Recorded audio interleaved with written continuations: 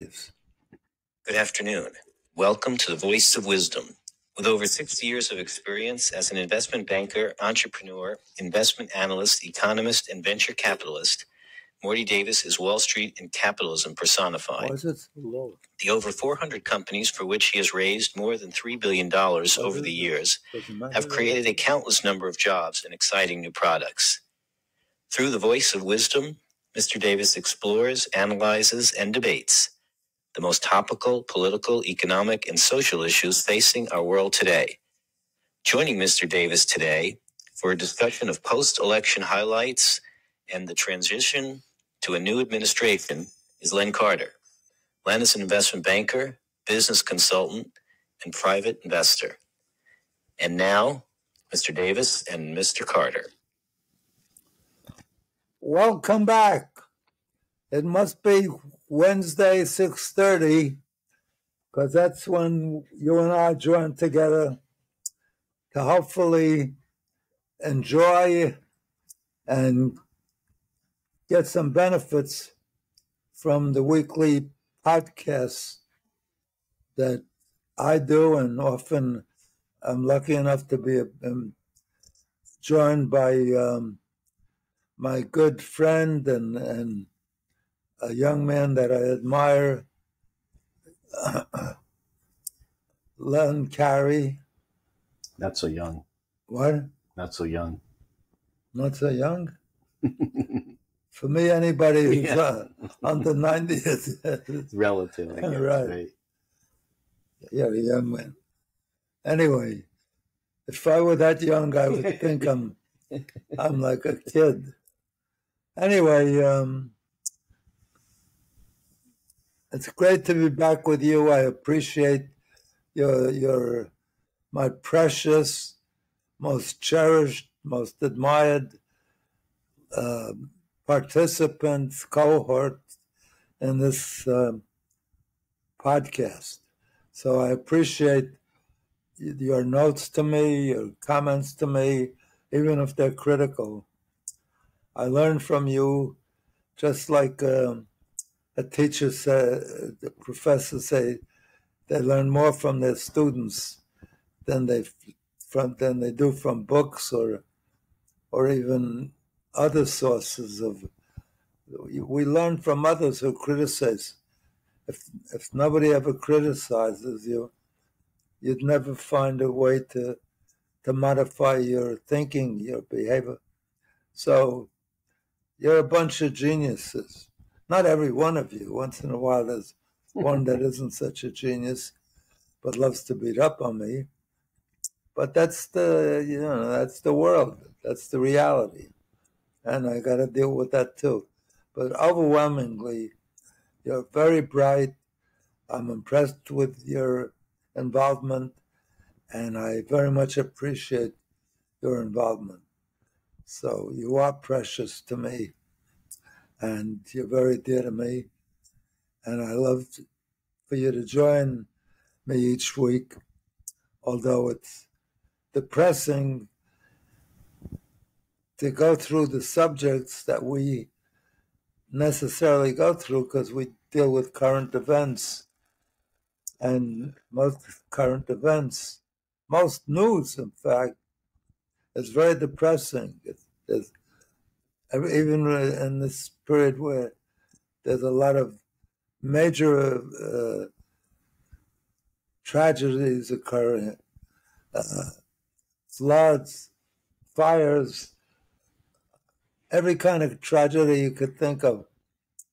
And there's still, today, somebody was found guilty of killing 2 young girls.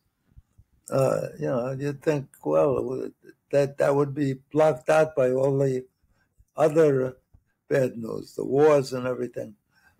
So bad news gets through, and good news is not interesting, And as I mentioned before, nobody ever, even people that give $100 million to some cause, that's terrific, don't necessarily rarely make the front page of the New York Times.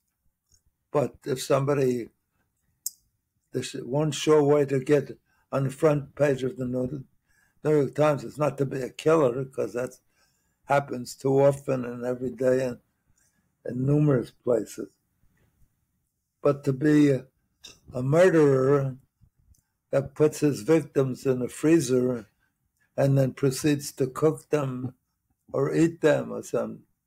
That might get the front page. So you got to do something very dramatic and very,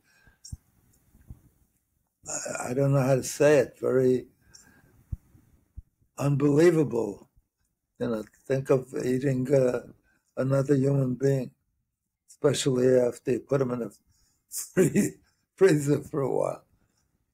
So, but that's the news, and that's what we have to deal with. We have made some progress because we finally got past what's been pending for months and months and months, actually years, the latest presidential election. So we got a lot to talk about. A lot of people feel that was good news, what happened, and others feel it was bad news.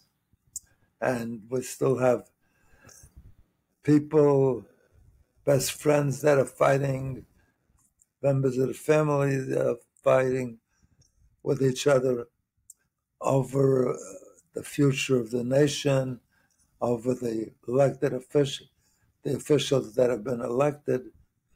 So at least it makes for an exciting life.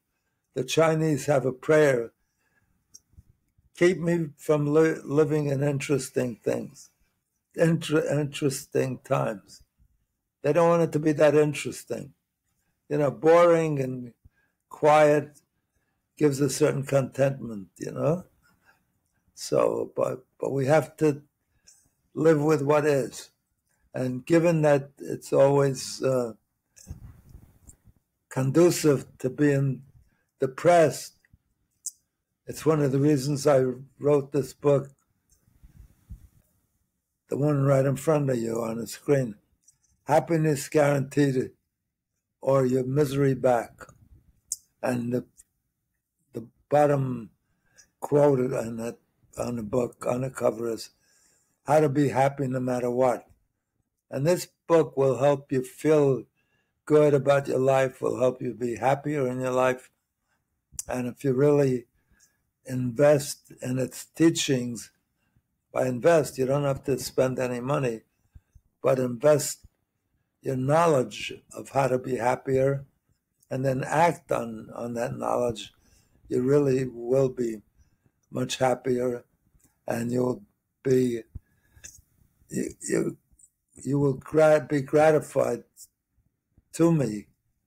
You will appreciate the lessons that I convey to you. To me, it's the best book ever written on how to be happy, how to have a happier life, how to have a more contented life, how to overcome the negatives of life, the difficulties, the failures, the tragedies. You can't avoid them. That's part of our life. Even though every one of us would like to avoid all those negative experiences for our kids, we desperately would love to, avoid. And some parents actually ruin their kids. I don't know if you ever saw some 50-year-old mother or thereabouts is walking on the subway with a 25-year or 30-year-old son holding his hand, because she was so careful not to expose him to anything negative that she's always been right on top of every experience. And she prevented him from growing, from becoming independent.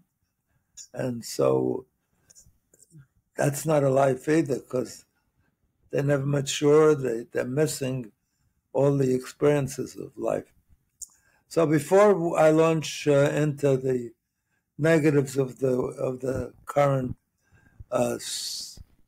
civics and major political events and electoral events and wars that are going on and all of the negatives, the crime and shootings.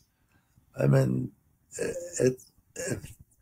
if we just wrote it in a book, nobody would believe it, because it's every day in the United States we have more than one mass slaughter.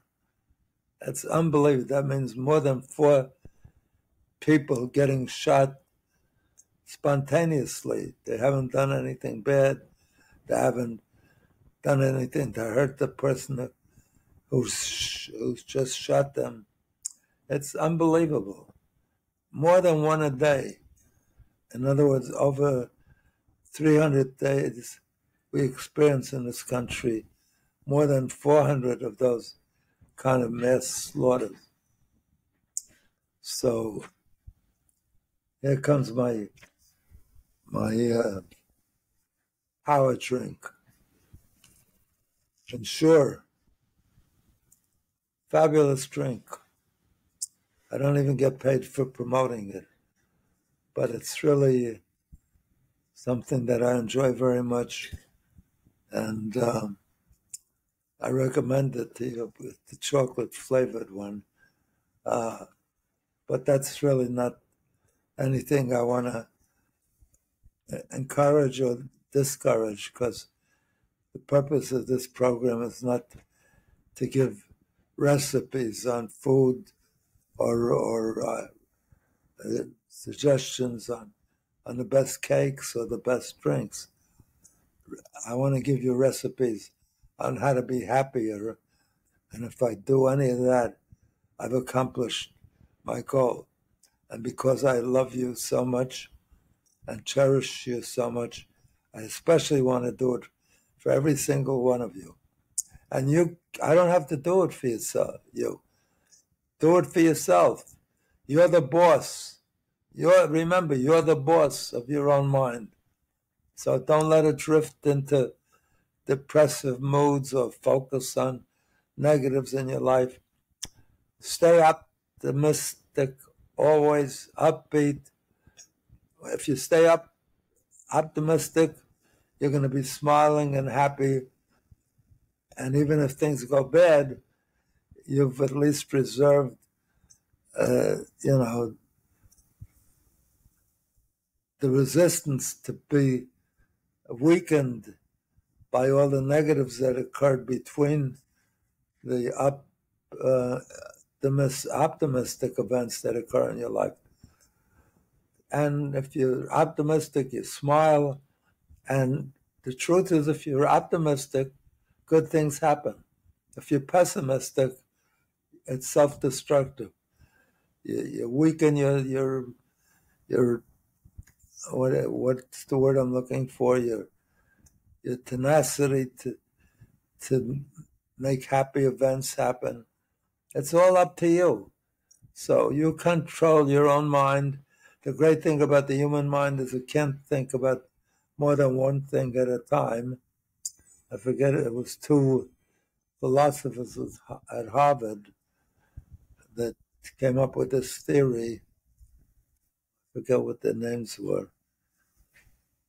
But anyway, the minute your mind wanders to something that depresses you or goes to a space where you suffered in the past, just don't go there. Don't go to disappointments, to failures. None of that does you any good. You should learn from those failures, from those disappointments, to the extent that every experience in life can teach you something. But don't let it weaken you. Don't let it take away from your life's happiness.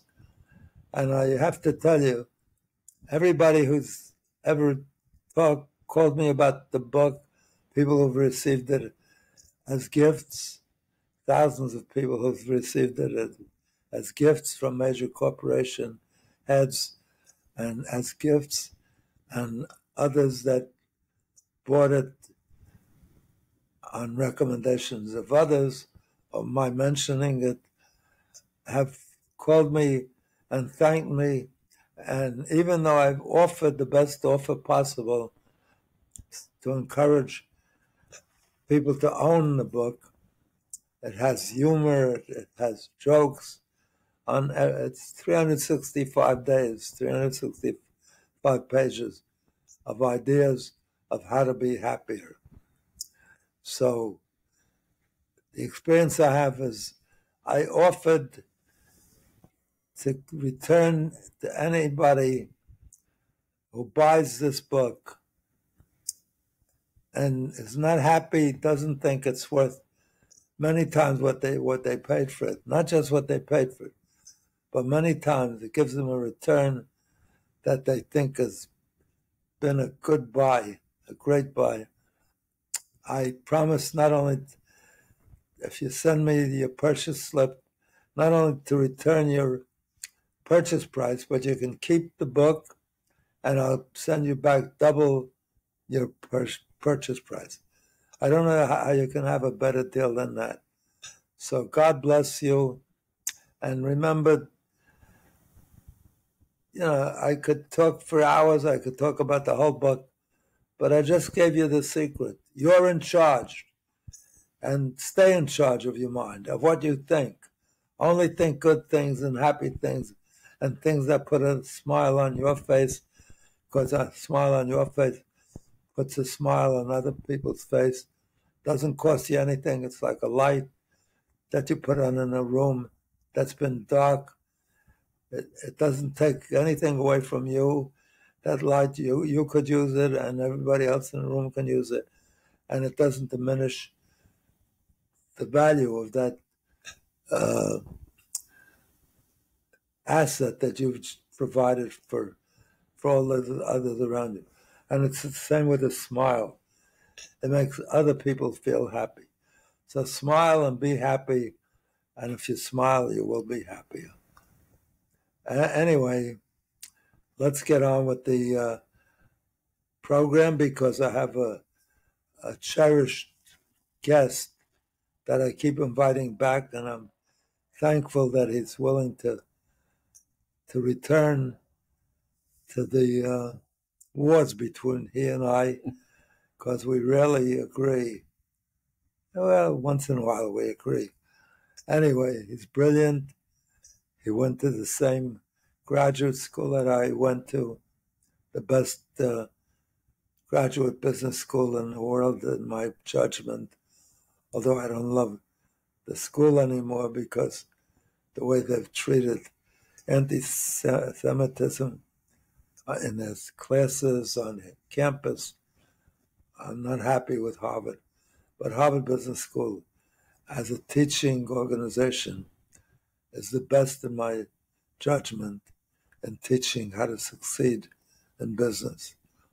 So he graduated from the Harvard Business School just as I did. He graduated with honors, with distinction, just as I did.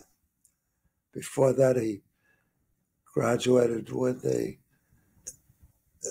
degree in electrical engineering from one of the great Ivy League schools, Cornell University, and then he went on to one of the great American universities, Stanford University, which likewise has a fabulous business school. And he graduated at the top of his class in all of those before he came to Harvard Business School. So I'm delighted to have him along. And he put together a schedule of things we should talk about, or that he wants us to talk about, or that he wants beat up on me if I take the wrong position. So without further ado, here's Len Carter. Thank you, Morty. Always a pleasure.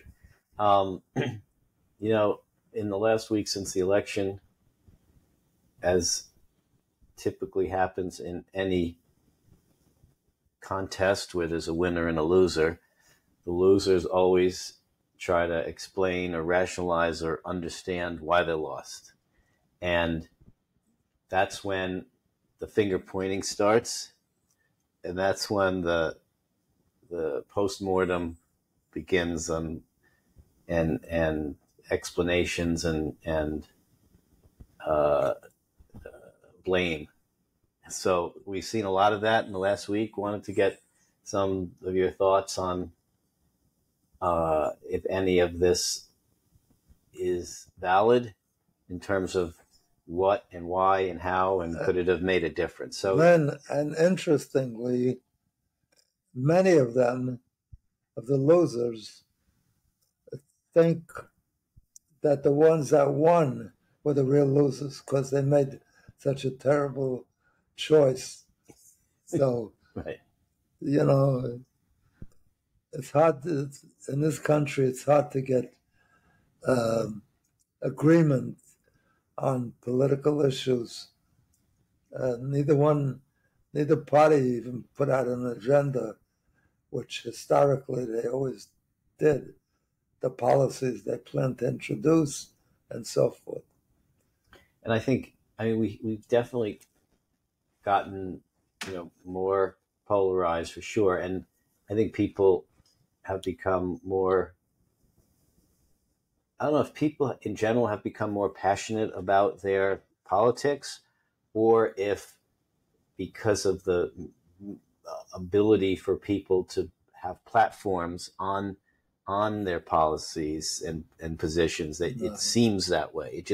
It seems like, I think historically there's always been a group of people who've always been passionate about their positions and policies, but now everybody, there's a forum and a channel and an outlet for just about anybody. So it amplifies all that. You think the fact that Trump in the last 2 months or 3 months has been shot up and almost killed indicates that people are a little passionate. Right. Or crazy. They're either passionate or crazy, or both. So let's talk about, here's some things that we hear all the time, or at least in the last week. And I'm wondering if you think any of these would have made a difference. So here's some things that would have been floated out there as things that might have made a difference. See what you think. First is what Nancy Pelosi said, which is if President Biden had only dropped out sooner, in this case, kind of much sooner, that would have allowed for a full primary process, and maybe Kamala Harris would have been the one to get through that process, but maybe not. And so that is the first criticism from a pretty substantial voice in the Democratic Party. Would you think that that's valid? I've heard all these theories of what went wrong or what they could have done different, the Democrats. I don't believe there was any one thing that the Democrats could have done differently that would have changed the mandate. It's not like Trump eked in. He got a majority of the popular vote. He won the Congress, the Senate, and the presidency. It's hard to beat that combination. I don't remember the last time any president won as decisively as Trump has in the recent election. So an earlier process where other Democratic candidates could have been the nominee might not have resulted in a different candidate, and you don't think would have been a different result. What about I don't know, what candidate, because I watched a lot of her delivery for the 100 days she campaigned. And I thought, given the events in the world and the tools that are available to the Democrats, that she did a fine job. I can't think of anybody else. I don't think Biden would have been better. I can't think of anybody. I think if you look at who would you I think thought? It's not who else, it's what else. Meaning, if whoever the candidate was, I think her mistake was not who she is, but what she said and what she did. For example, it's just on a piece with James Carville, who was helped Clinton get elected, and he said where she lost the election was when she went on The View, which is typically, you would think, would be a supportive interview. It wasn't like she was going into Fox News or Newsmax. She went to The View, which is pretty liberal, and they asked her, what would you do differently? And she said, I can't think of anything that I would do differently. Yeah. And that became a huge part of ads, TV ads for Trump. And then when maybe that's what's basic. Maybe people want change. It's hard. And she said she was the change candidate, but you're not the change candidate if you don't offer any change. On the other hand, I agreed with her. I thought Biden did an excellent job with the economy, with all of the factors that he could control. I wasn't so happy with his handling of controlling Israel's ability to win the war against Hamas. But other than that, I didn't disagree with that comment. Well, but that, even if that's how you see it, if you want to get elected as the Democratic candidate, I mean, the polls it was not a mystery. Number one issue on people's minds, economy, inflation, price level. Number two issue, immigration. So if it's like you're marketing a product. If you know the attributes that the customer wants, then maybe tailor your product to those attributes, presuming you want to sell the product, right? So I think that was the other problem, was that the Democrats frequently have this ideological, core. So she should have said, when they asked her, what would you do differently? She should have said, I would have shut the border. What would you do different? But they did. They voted bipartisan. Well, it didn't pass. But Trump undermined. I understand. So, but you can't. But that's exactly the point. Is that you can't whine about, well, why is immigration a problem? I agree because they killed our border bill. Yeah. I mean, on day one, Trump's going to issue a number of executive orders, curtailing immigration, sealing the border, and doing a lot of that stuff. You got to speak up strongly for the one or two or three issues that really matter. And it's always the same. Every election for the last maybe 50 years, they always came up with the same motto. It's the economy, stupid. Right, Carville's and it is, because that's what affects people's lives the most. I mean, what do people care about more? Prices at the grocery store, or trans rights, and suffering in Gaza. It's not something, and yet those were big issues on the progressive agenda, as if those are such not that they're not important issues, but they're in light of what the voting thinks are Yeah, important they- issues. So they don't it's like it was like they didn't classic business school case study in marketing. Know your customer, right? Figure out what your customer wants, and then tailor your product offering Yeah. to meet those desires. It's Even like if they just didn't do that. Even if it's an issue, something like trans, it's an issue that some people feel very strongly. Right. Well, what percentage Exactly. I mean, are voting? Right. I mean, there are for some people that is a very important issue, and it became a whole again TV ad when the line on the Trump ad was Kamala Harris is for they them, and Donald Trump is for you. So effective.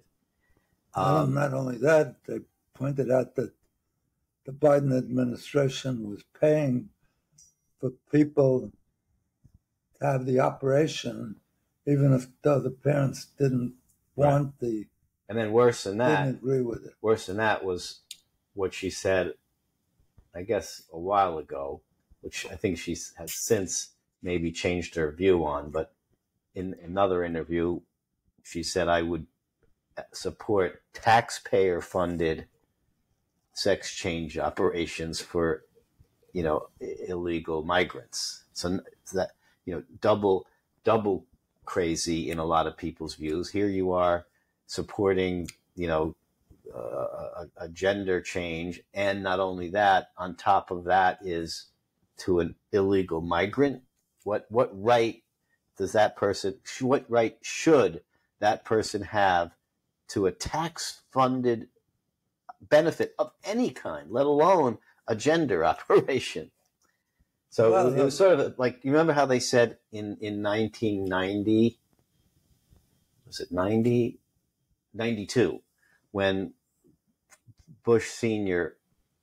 ran against Bill Clinton, and he was out at Kennebunkport driving his boat around, when there was a recession, and people said he was just like tone deaf, like out of touch with what was Bush was.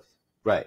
That he, was driving his boat around, and there was another famous scene where he goes to the supermarket and they're scanning groceries through the grocery scanner, and he's amazed at how this works.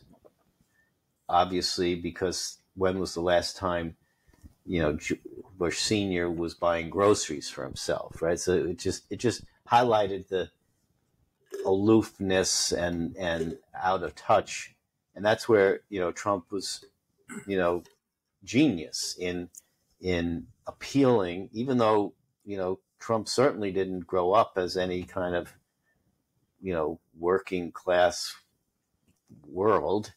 He was able to have that tremendous appeal. In fact, AOC, Alexandria Ocasio-Cortez, the very progressive congresswoman from Queens, on her Twitter, X or whatever, asked some of her supporters, people who actually voted for her, who also voted for Trump.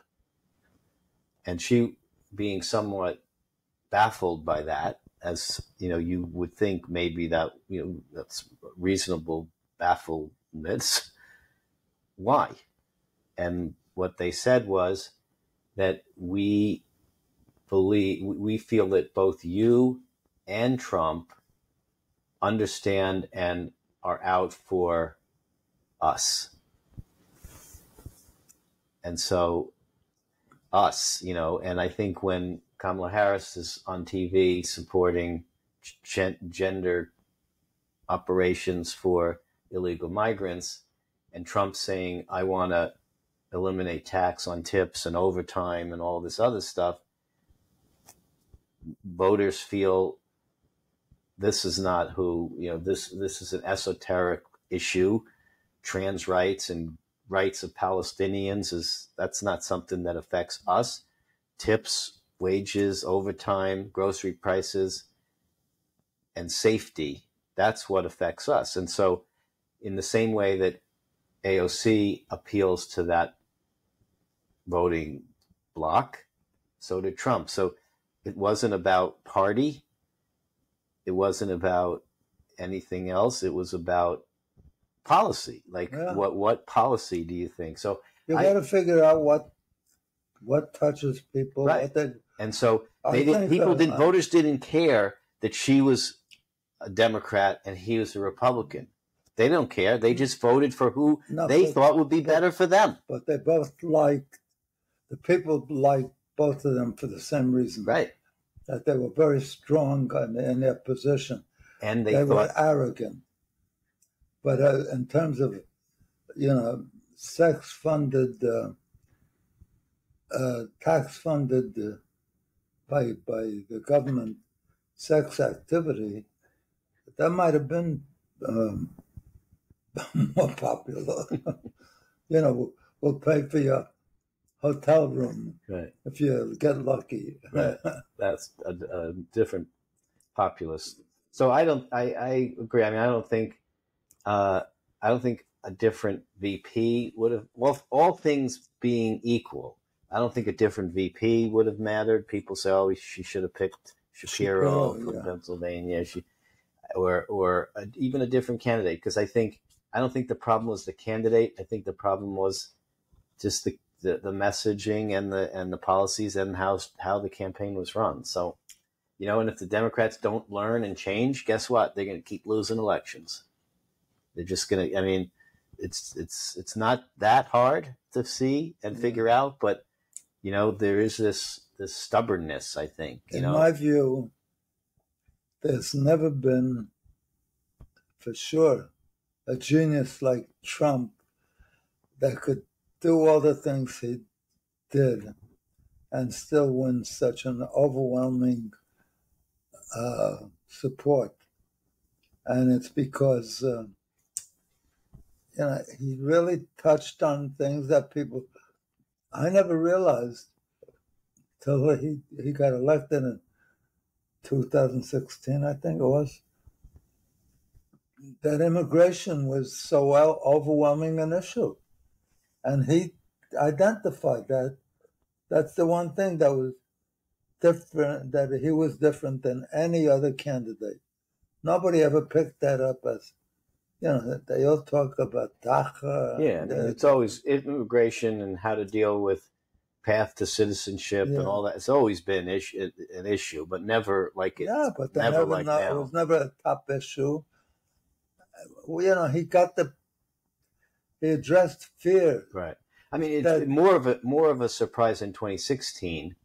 I mean, today, the border has really opened up. I mean, in large part because of the asylum policies, which were built for a small group of asylum seekers. Yeah. But so what happened was, when the number of asylum seekers just exponentially grows, the system can't handle millions of asylum seekers. It wasn't engineered for that. So that's what's caused this problem.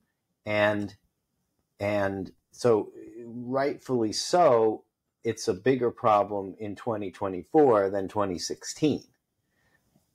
So, but not in 2016, he had 19 other Republicans, all more qualified than him. That's why I agree. It was amazing. So he really touched on something that people didn't realize, the resentment that whites are being pushed out, they're going to take over your country. He touched on a very sensitive that nobody else thought about. I wasn't worried about the immigration overwhelming the country. We handled that. Right. No, we needed those workers, but he was a genius, and throughout. So let's look at one of his immigration policies, which is on deporting undocumented or illegal immigrants. How can he keep his promise? To deport 11 million or so, and the numbers, who knows even what the number is, but some say 11 million at least, undocumented immigrants. How do you do that? Can he do that?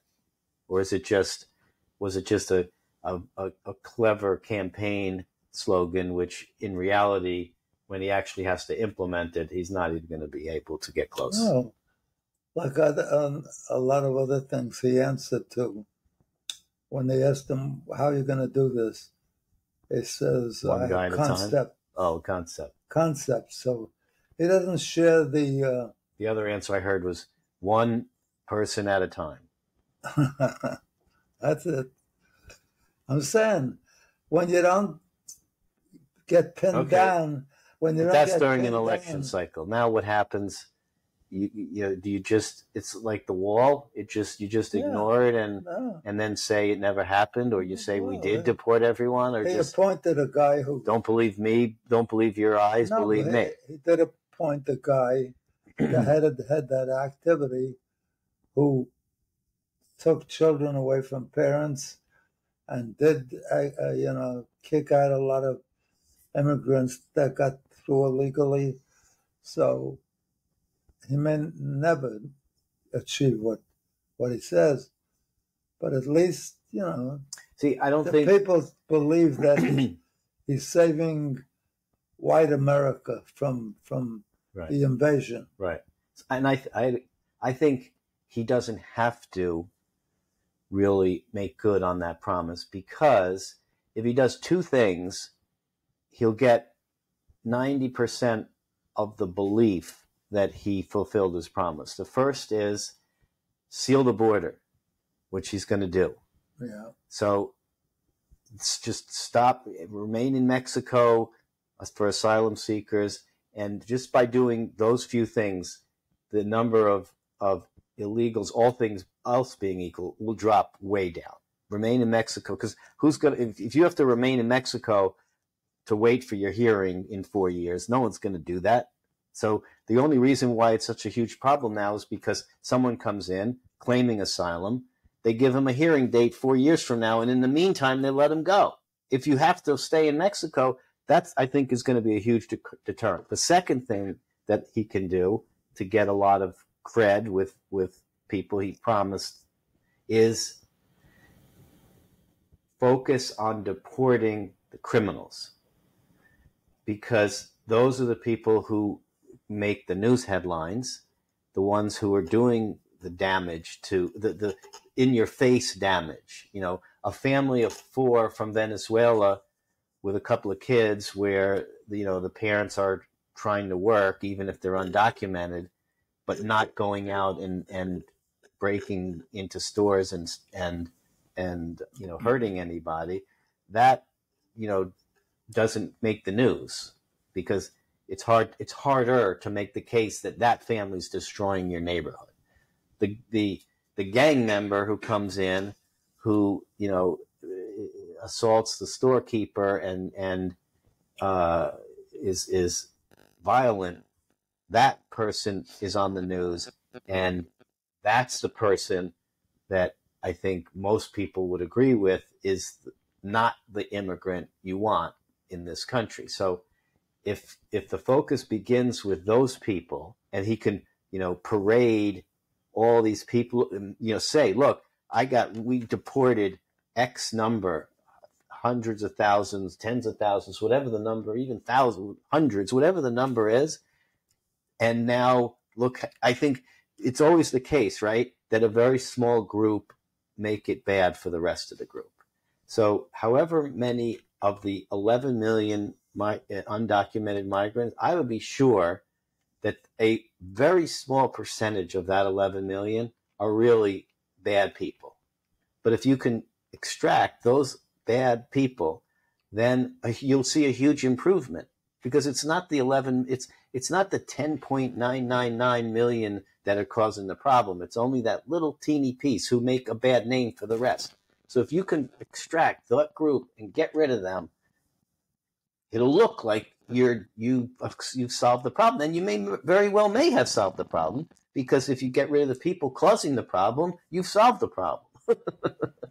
Even if he doesn't solve any part of the problem, the fact that he's promising to do that helps him get the vote.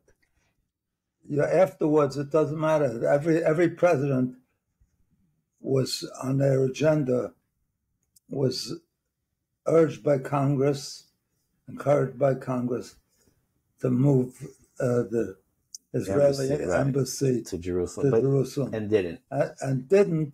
And every time they were asked, because the Jewish leaders pushed them, and they said, no, it's not the right time. So you don't have to, if you promise, that's the beginning. But I think Trump, he prides himself on promises made, promises kept. That's what he says. So I think... But that's not true. Well, no, but I think he will be able to do that by going after the criminals. You don't think so? No, I don't think people even understand what he's talking about, because he's saying he's going to raise tariffs to the point where he may even be able to wipe out taxes. Well, that, yeah, I mean, that's... he's making promises. I'm not so sure that's actually going to happen because, I mean... But it's definitely going to put tariffs on. But not to the point where it will have the negative effect of what he's... I don't think he's going to do what he's, to the extent he said he was going to do. I think, look, we've had tariffs. Trump put tariffs in place on goods in his administration. Biden didn't remove them, which is, another interesting point. For as much as they said they shouldn't have tariffs, well, why didn't you remove them? They didn't. But, I don't think they're going to be, I don't know what they are, 10% or so now on certain items. I don't think they're going to put 60% tariffs on Chinese imports, because as much as definitely keep the ones that are in, yes, and probably raise them, because he believes that he doesn't understand, economics. He doesn't understand how destructive, self-destructive tariffs are. The age of mercantilism. Everybody wanted more gold, so they all stopped. They put high tariffs on anything that they sold to others. And it stopped everybody from buying anything from others. And it ultimately, they realized it's counterproductive. It's the opposite of what Adam Smith said. Adam Smith said the great thing of capitalism is others are motivated to work to produce at a lower cost so that you will acquire it from them. And here he's saying, raise the cost. That's just contrary to, that's anti-capitalism. And mercantilism showed it stopped all trade. Morty, how do we stand? We have about 10 minutes. What? About 15 minutes more. So. 10 minutes? 15. 15. So that's one. What do you do? I mean, aside from what he would do, what would be the right thing to do, maybe, with families whose parents are undocumented, but they have children who were born here? The guy that Trump appointed, I think, says deport the whole family, which, that is a position to take. The parents came illegally. Unfortunately, the kids are going to be hurt by that, but the parents came illegally. What do you want? So the whole family, you don't split the family. He said don't split them, but you've got to send them back. I think what we've had in place has been the best resolution to try to correct that by taking away, in a way it's stupid. If somebody flies into Kennedy Airport and gives birth at the airport and then leaves right away, the kid's an American citizen. Well, sounds ridiculous, but there's nothing terrible about it. So, and you don't have to punish the rest of the family and take away their citizenship. But they don't have it. I mean, the parents, suppose you had illegal migrants in the country then have children? What happens to the migrants and what happens to the children? The parents are illegal. So they're technically undocumented and eligible to be deported. The kids were born here, so technically are citizens. It so depends how horrified you are by illegal. No, I'm saying, but it depends on, right. Well, if you're not horrified, because all the evidence is that these people that come in illegally are constructive. We need them. We couldn't harvest our crops. We can't get workers in poultry factories. We can't get people to do the negative work that other Americans are reluctant to do, particularly at the price they pay for it. So construction jobs. And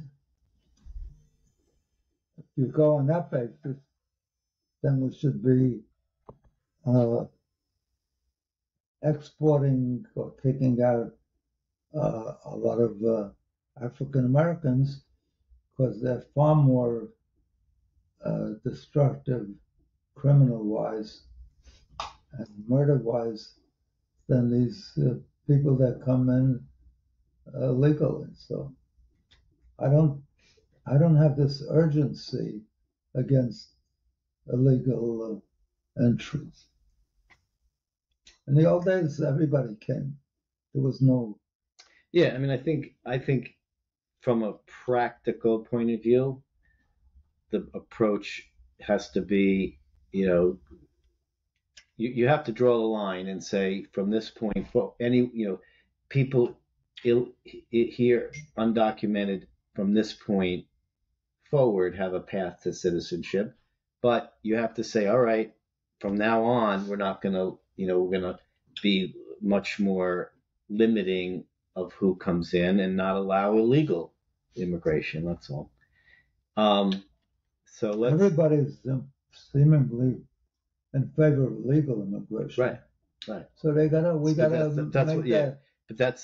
But illegal. I mean, the asylum situation today is legal, right? I mean, all the people coming in claiming asylum are here legally. It's not that they're illegal asylum seekers. The problem is that the system can't process and accommodate them, and so they're let loose for 4 years until they get a hearing. That's the problem. It's not, and so we got to address the issue in a sort of a more practical, not a fearful way.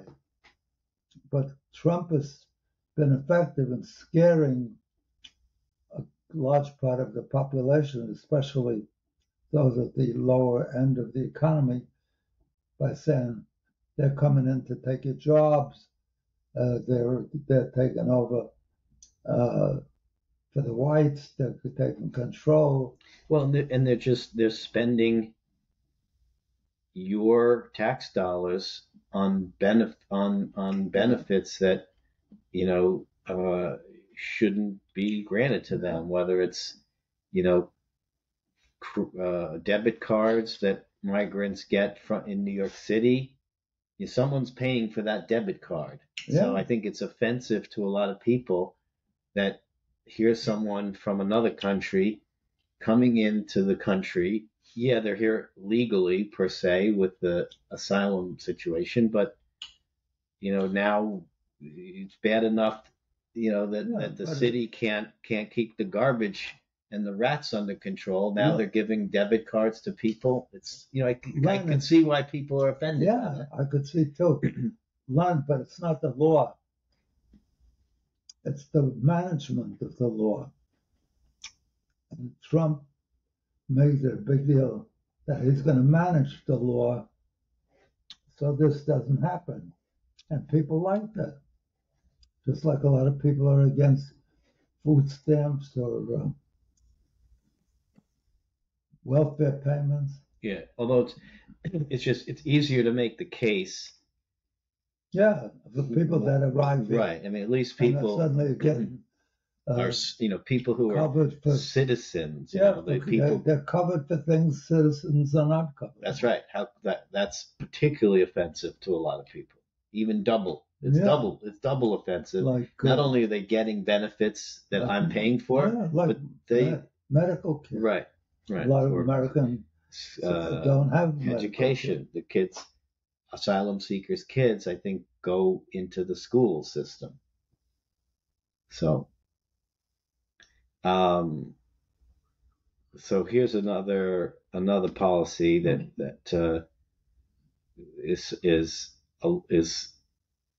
supposed to be addressed on day one, if not before day one, when that is Trump's promise to end the Ukraine war. In his last statement, even in the time between the election and being sworn in, so not even day one, day minus one. He may do it. He may give Putin what he wants and tell Zelensky, you're not getting anywhere. You're going to fight for years. You're going to lose all these people. And we're not going to continue to provide. I think that's what he'll say. Do you think that the Ukrainians and the rank and file, not just Zelensky, but the rank and file Ukrainians, because they're very proud people. I know, but they're fighting for their homeland. But so if he says, we're not giving you any military equipment, but the Ukrainians were willing to fight with sticks and stones. Yeah. I mean, not going to fight the United States, but I could see them saying no, and then just fighting, and it falls into like a chaos where it's just like a guerrilla. I don't think that's suicidal. So you think? Fight. So you think fight without weaponry?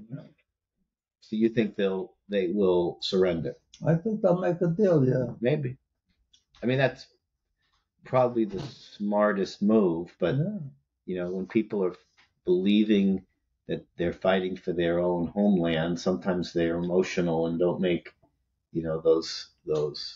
He may make other promises that entice either Putin or Zelensky. I can't think of what it might be, but making it more palatable.